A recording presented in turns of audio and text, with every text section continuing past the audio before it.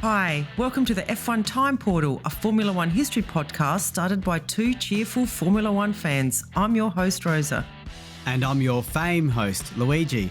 And today we're taking you back to the 1975 season, part 1. So let's go. Fame, is that from the movie? It is. It's from the movie. It's funny. I saw that movie lots of times, not because I wanted to, but because I had two aunties that were about 1 to 2 years older than me. And guess what? They watched all the time on repeat. Yeah. It's a good movie. It's like it's a good storyline. It's, the underdog come good kind of. It's dancing, if I recall, right? It is dancing. Yeah. Oh, and everyone loved that girl in it. When I say everyone, all the males. Yeah. She was Latina, wasn't she? I think so. Yeah. No, she was good. Yeah, a good dancer, and I think Very good looker. good But I was of an age where I wasn't interested at that stage. No, that's true. I just have in my mind that scene where she's in a chair and the water falls on her. Ah, the famous scene that everyone rips off. Yeah, that one. Yeah, and cheerful. We are cheerful, and we've had a big break. We've had a big break from recording, so it's good to be back. Yes, I've missed it. Yeah. Yeah, we do get tired after recording 4 or 5 episodes in a row, and we're a bit over each other at the end of it. But let's honeymoon period right now. Yeah. Yes. So it's to 75. I know. Let's just. Do we want to spend some time on the title of this, Louis? The Unbelievable Year. Yeah, we can't mention it. Yeah. Yeah. We for some of the listeners, we renamed some of the titles that Mike Lang used in his Grand Prix series books because they were giving it away. And something. I mean, I would suggest, I would almost say with huge confidence that 99% of our listeners already know who's the world champion of 75, and it would take them like 0.5 of a second to look it up.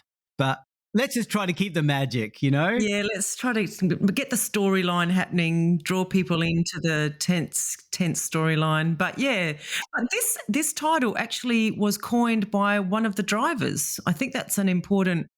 I've stolen it from him and how he describes the year. Yeah. And we'll reveal that at the end of the year, or you'll gather it as the year goes on. Yeah, that's right. Yeah. Yeah.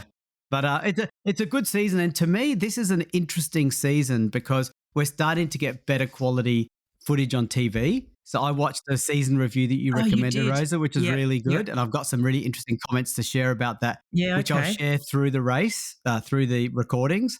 But in a way, to me, and I don't know if you feel this way, this season is the beginning of my Formula One experience. Now, I was born in 73, but one of the big drivers, the drivers that are in the front of this, one of the drivers happens to be Lauda in the Ferrari, right?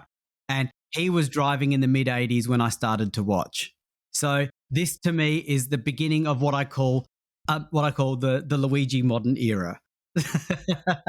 Like you have a pre-Luigi and a post-Luigi, BL and AL after Luigi. Yeah, that's right, yeah. And I mean, Fittipaldi, who won 74, he wasn't racing when I started watching. He's in the history books. Yes, so now we're talking about drivers that many of the drivers we talk about, some of them get to the 80s, Yes, yep. So that's how I feel about 75. How do you feel about it in that regard? Yeah, I guess. You have that same feeling or not really? No, mine's a little bit later as well, I think. I don't really start recognising. I think Alan Jones maybe is the person I recognise a little bit. Yeah, maybe a little bit, a few more years, I think, for me to be like the Rosa era. Yes. Yeah, okay. So tell me when the Rosa era starts. I will. I'll make sure. We're in the Luigi era start now. So okay. Yeah. Okay, shall we get into the opening and get this show on the road? Yeah, let's go. Okay. So compared to last year, which was 74, we actually had very little driver movement with many drivers staying in their same teams. Oh, sorry, Louis. I was just trying to preempt one of our conversations and find one of our scripts from the past. So sorry, I've missed my cue there. That's Yeah, okay. there was very little change. It was quite boring Yeah. in terms of driver changes. But we did see one big change, and that was at McLaren, and that was with the retirement of the great, I'm going to say great here, Denny Hulme.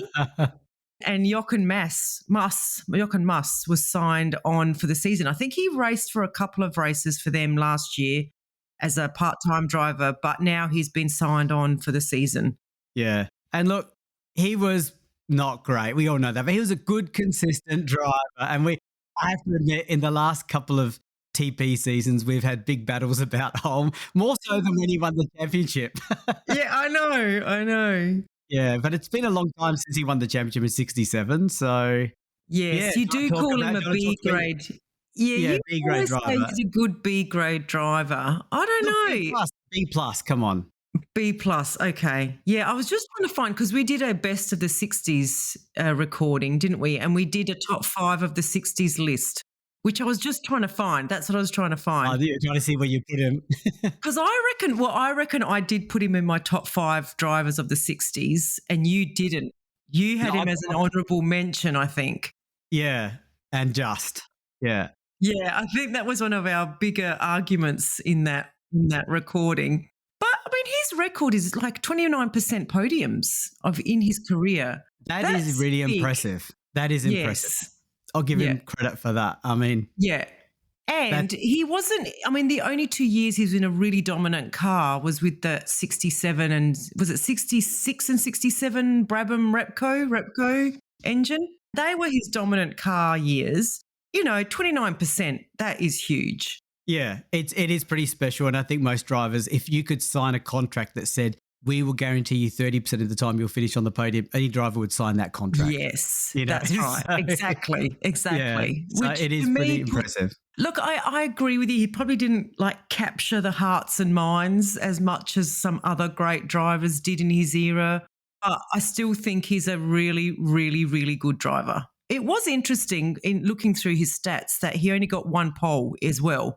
I know, we made a big deal. We made a big deal about it. Yeah, in And it was in the 73. Yeah. And to get 29% podiums with no poles, I think again is a pretty good feat. Like he's come through the field. It shows his strengths. His strengths That's is not right. that right pace, which is why I was struggling with him a little bit. Yeah, you just you're just one of those flashy people, Luigi. Yeah, I do. You know what I do remember of Holm, though, and this is not a nice thing, not a criticism, I mean, but not a nice way. I want to remember him as a 67 champion and a steady, reliable driver. But I don't often watch the Bathurst 1000, but I have maybe watched a few hours in my life. And the one time I did watch it was the race he died. Do you know how he passed away? Oh no, He had a heart attack during the race. He was driving, so he lived the dream. He died doing what he loved to do. Obviously, before his time, he was too young, to be honest. Yes, I remember his car driving, and he just veered off the track on the grass and just barrier gently and stopped. Yeah, and he had a heart attack or something like that. So it wasn't even a car accident. It was like a medical episode. Oh, yeah, I don't know how old he was. I mean, you can probably look it up on Wikipedia, but he died before his time. That's for sure. Because if you're still driving the Bathurst 1000, that's you're young enough. You're young. You're young. That's right. Wow. Yeah. Okay. There you go. Well, goodbye, Danny Holm. I'll miss you. Yes, we will miss you.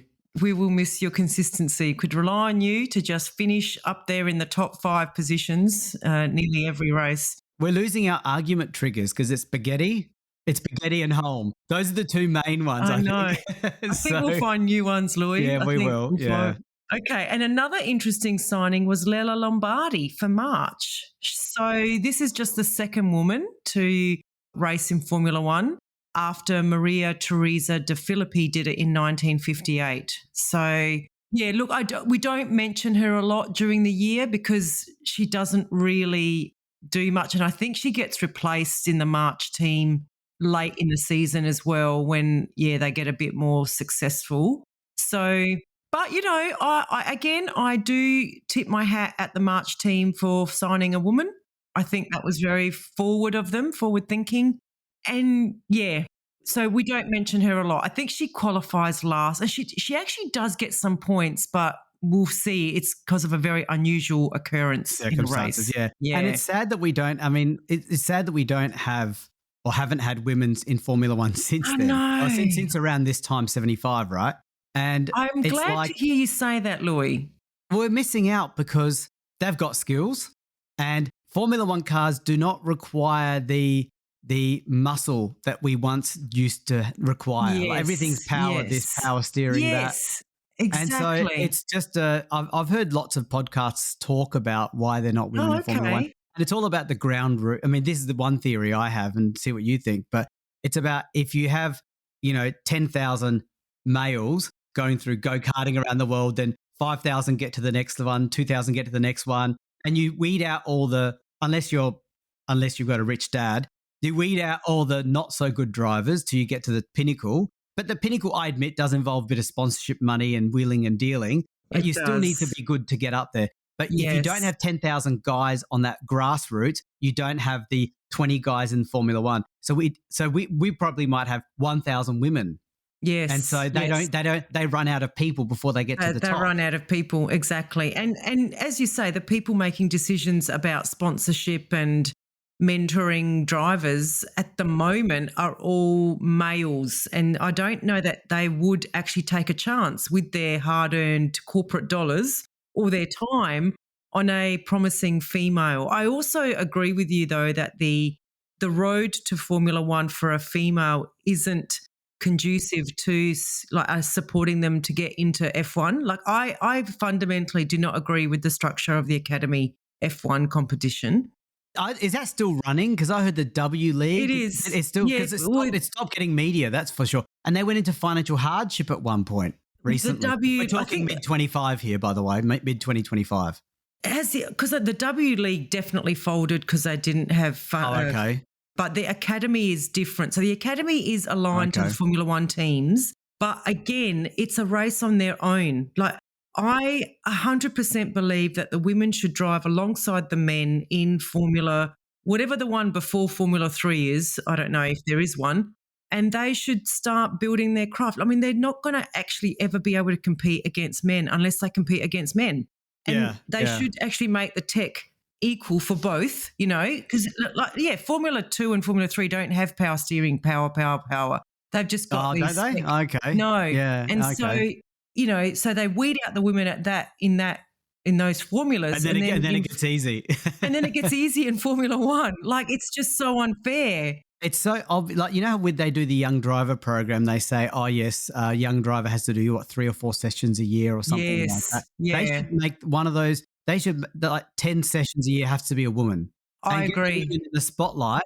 And if they start doing blistering times, even though they're all going to be testing, but they're all going to be doing testing fast, stand out, have an opportunity. Like Colapinto, people like that stood out. Yes, exactly. Yeah. Exactly. You can't tell me that sprint races could be women drivers have to be in it. You know what I mean? Yeah. Now, you can't tell me that a woman wouldn't have been faster or a better driver than Latifi. Was it Latifi? Was that guy? Yeah. Or Mazepin or Mazepin, and it's just disappointing. And could you imagine how much drama there would be if there are females on the F1 grid? Like, it would just introduce another level of competitiveness with the male drivers. I mean, it's all ego out there.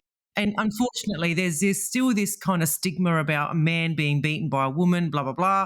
But it would just be so drama-filled. I think it would be amazing. But it'd be. I'd like to see it, and I hope it will happen in our lifetime. I don't think they're a long way. They're a long way away still, and I think I've made a bet with one of our TP guests, Andrew, that we will see it in our lifetime. And he says no. And I said, well, that's forcing me to be friends with you till I die. So, because I'm going to win this one. And it also means you're going to now look after your body, live a really long time just to win.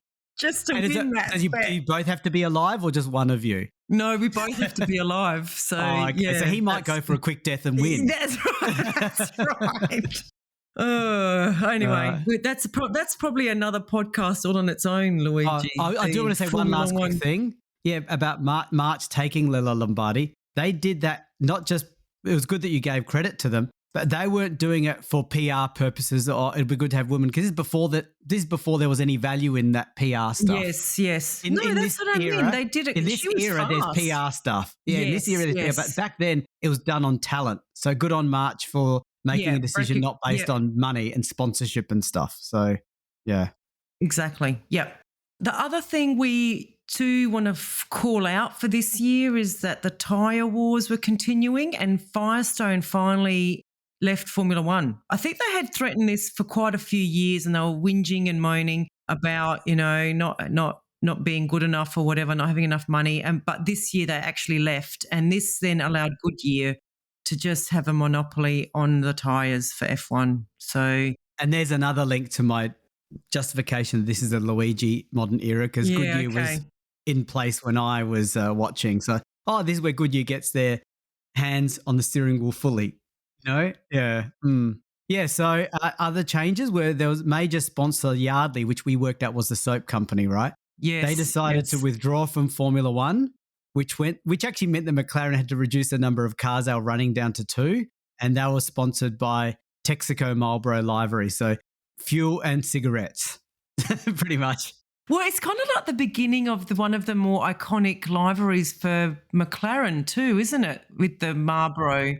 It doesn't look exactly the same as what we recognise in the 80s, but it is the beginning of that look for them. So another 80s call to another Luigi moment there for you, I guess. Okay, and Williams lost their Marlboro sponsorship, so they ran their cars under their own name for the first time. So, because I think they used to run it as a Texaco Marlboro car, but now they're just called Williams. So that again is a bit of a lead into what we recognise as a team called Williams. Yeah, that's right. Or they've gone on and off a couple of times, but this is a sponsorship play. So yeah, this is a sponsorship. Means they had less money, basically. It's not a good thing, but yeah. Yeah, no. Do you remember what colour their cars were this year, Louis, the Williams? I'm just going to look it up. I see black and white images of it, but not the colour. Okay. That's the problem with this Grand Prix book we use as reference. Yeah, pictures are all black and white, so you have to go on the internet. And then when you look at the pictures on the internet, you look at it and go, that's not what it looks like here, but it is. It's just grayscale. So. Yeah. Well, it's not going to be in the book that I've got because they weren't very successful in 1975. So Yeah, anyway, I wonder when they do go to their famous blue and white. I don't know. Yeah. Probably not. So, now. I guess there was a bit of car development with new chassis, wasn't there, Rosa?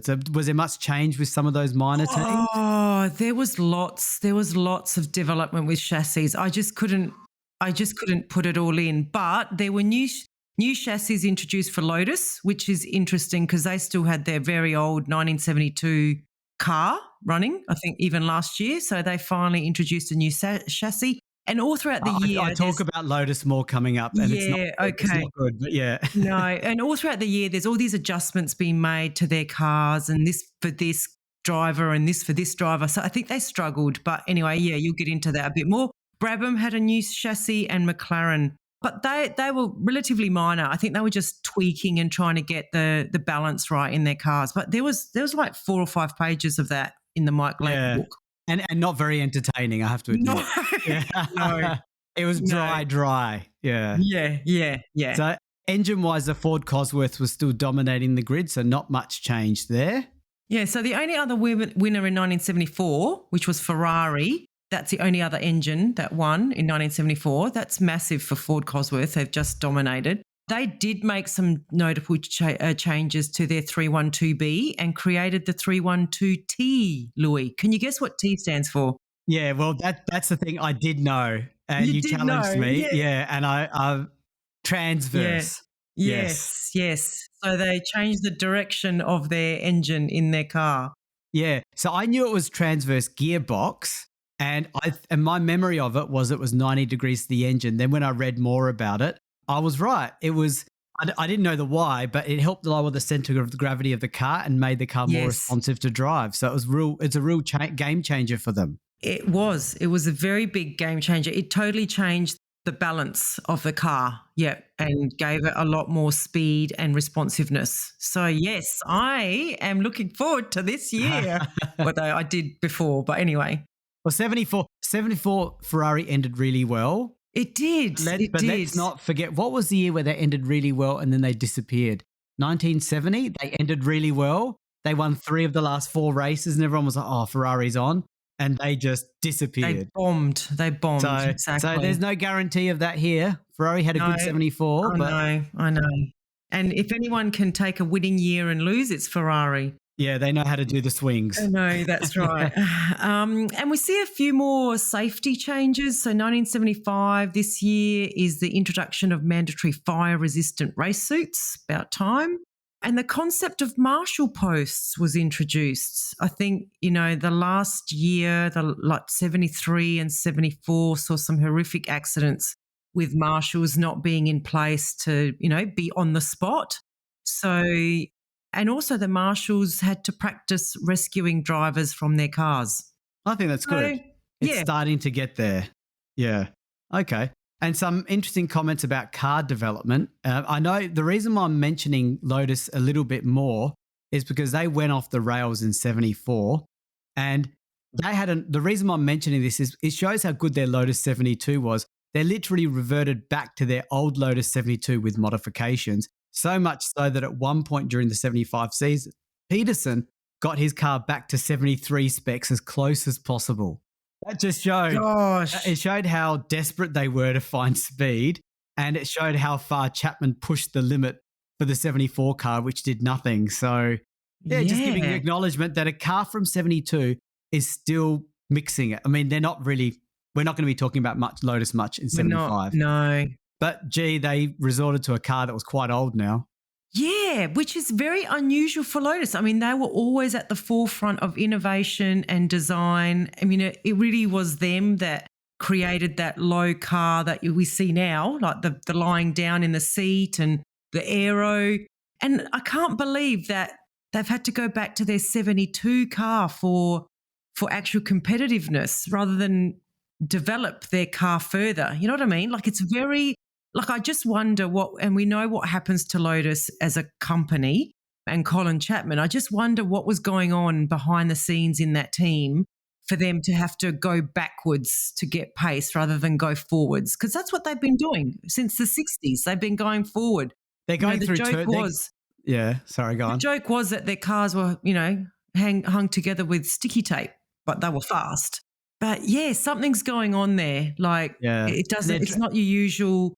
Like you talk about DNA of Ferrari, this is not the DNA of Lotus in my mind. No, it's not. And I think it's funny that we mock Ferrari a little bit. Yes, yes. They even have a driver change during the season. Not me, society, community, F1 community, the non-Tifosi community. Yes. Lotus, we got to call it out. Lotus is having a Ferrari type situation here. They have a driver being dumped that walks out on them and all the drama. Right. Typical of Ferrari. And Ferrari are having a stable year in that regard, like mental stability. Yeah. And you know what? Ferrari's still on the grid. So I know we've mentioned that a lot. But, Lotus, I don't know. I don't even know that are they actually like in the history of one of the current teams now, Louis? I don't know. No, they've completely gone. They completely went. Yeah. So there was some complexity about there. In fact, weirdly, we had 2 Lotus teams about 10 or 15 years ago, Team Lotus and Lotus F1. It was just a mess. So it was a mess. That was all paperwork, trademark stuff. It wasn't really. Yeah, it wasn't the actual team. No. So it is interesting to see them have such a downfall. And I think we talk about it a bit more during one of our races as well. Yeah. And also we welcome a completely new team, the Brazilian Copa-Sucar team, which was formed by Wilson Fittipaldi. So other than the Ford Cosworth Hewland gearbox, almost all the rest of the components were from Brazil. So I think he was getting some good sponsorship there.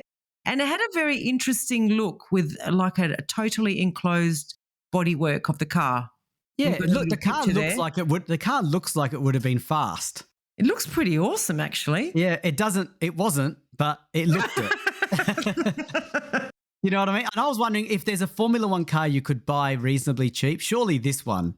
Oh, surely. Surely. Yeah. Yes. And their major sponsor was a sugar company. Yeah. Like Copa-Sucar is sugar. Sugar. I don't know if sugar sounds like sugar. Copper Yeah, it might be does. the name of the company. I don't know. Yes, Unless yeah. Copersucar is sugar in Portuguese. I don't know. Yeah. So, So, yeah. and was Wilson driving? I think Wilson was driving in his own team at this point, wasn't he? Yeah, I think he was. I think Yeah. it was just Wilson. Yeah, it Yeah, looks like I it was think just so. Wilson. Yeah, Yeah. yeah, yeah. Yeah, and I guess I was going to mention before we move on, because we're already nearly the end of this episode. Can you believe, Rosa, we've managed to make this Oh my last the whole God. episode without a race? I thought because we've only got 4 or 5 minutes, maybe I can talk about some of the observations I had from the video that might inspire some Alright. interesting You don't- conversation. Well, people you- can then go watch it a bit if they want, but you Yeah. don't want to do race one. We want to do the races next steps Yeah, episode. do race next, I think, yeah, because this is interesting, I think. You up for that? Okay. This is the Yeah, second yeah, time let's we've go. done that now, where we've done no race in an episode. Yeah, I But know. We've talked about the season, so it makes sense. So the one thing I was going to ask you, do you remember in that race, that thing, they had a pit stop challenge? Yes. Did you? I timed it. Oh, did you really? Yeah, I timed it. Oh, So it would have been like 3 or 4 minutes. well, yeah. Let have a guess. How long do you think that pit stop was? You may recall vaguely from watching it. Oh, I was- can't remember now. Okay, they had 2 teams. They obviously picked, I think, the 2 fastest teams. Maybe it was Because I McLaren think and Tyrrell. Ferrari. Oh, was it? Because Ferrari were quite fast in this era. With They their were in pit stops, but they weren't chosen in this little pit stop challenge, right? All right. And they had So the who was 2 it? cars, Tyrrell and who? McLaren. McLaren, and they had the car, like, it was on the pit straight, in the middle of the pit straight, like as a demonstration. The cars drove in.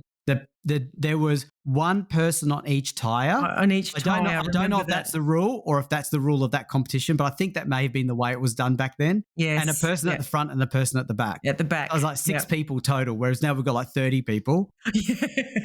And the cars went in and it was 10.5 seconds. That was the winning Tyrrell one. And wow. maybe I didn't time it perfectly, because maybe it was under 10, because Ken Tyrrell, the team owner, he was celebrating like a madman. He was so I think it must have been under 10 for him to react that way. Right. And they thrashed McLaren. Like McLaren was like 3 or 4 seconds later. McLaren was really bad. We hear about their really bad pit stops. Even last year, I think we heard about how bad McLaren wasn't there. They put the wrong tire on one of their cars at some point. Yeah. So this happens. Yeah. So anyway, it's good to hear that pit stops were about 10.5 seconds. Not a disaster. Not as long as I thought. No, I thought it would be longer. Yeah. Yeah. And a couple of other observations I had was just watching that video. I don't know what the video was called, but it's the 49-minute. If you type in F1 season 75, it's a 49-minute video. It's pretty good. It's in color. And gee, the colors, they were so 70s. Bright, high contrast. They looked cool. And because the cars had a different shape and different colors, it was really cool to look at that. It was very cool. And those cars, Louis, looked like go-karts. The way they zipped around, the smallness of them, they just looked like, if you watch go-karting now, that's what it reminded me of. And the crowd was hilarious. The crowd were all in like no shirts, all this bare skin everywhere. Yeah. And it was very strange to watch. You're thinking, wow. And just watching them, like one particular race, I noticed at the South African Grand Prix, they were just power sliding around the corners constantly. Yeah, the cars, the wheels were the wheels at the back were just big, but they were almost round. Yes, and the way it looked, it enabled the cars to move a lot, and they were just sliding around. And the first aid people and like, it's interesting you mentioned about they had the pit marshal posts. They were like standing, like at Monaco, they were standing right near the barrier. Like I would be scared to do that. But is it because we've become soft and they were tougher, or they didn't realize? But they saw people go off and kill people, so why didn't they think that? I don't know. What I mean? Especially with all the sliding. Like, it wouldn't take much for a car to slide into a barrier and like jump over, which I think we see actually. So yeah, it was crazy. I know. And even the crowds, some of the crowds are still right up alongside the pit wall, or 75. 75, still 75. Yep. And the last thing I was going to mention that I thought was very funny was, for some reason, the recording person on this video, they really focused on Patrick Depailler in the Tyrrell, and they were saying, oh, he's relaxing. And what was he doing relaxing? He was polishing the visor of his helmet, like repeatedly cleaning the helmet. And I was like, okay, first of all, you don't see drivers like today cleaning their own helmets. They've got like a team of people to do that. That's right. And then halfway through, there was another scene where they showed Depailler in the pit cleaning his visor again, like at another race. So it's obviously his thing. Like Tyrrell either don't pay for a visor cleaner, or Depailler really liked cleaning his visor and he thought it was very therapeutic and relaxing. So it might have been his process. It might have been what he did to like get into the zone for his racing. Yeah. Who knows? Yeah, it was interesting. Yeah. Anyway, I think that's my recap of the video. That was very entertaining, and thank you for suggesting it, Rosa. And we're ready to get ready for episode 2, I think. Well, our first race review coming right up. Yes. Okay. See you then. See you next time, everyone. Bye. Bye.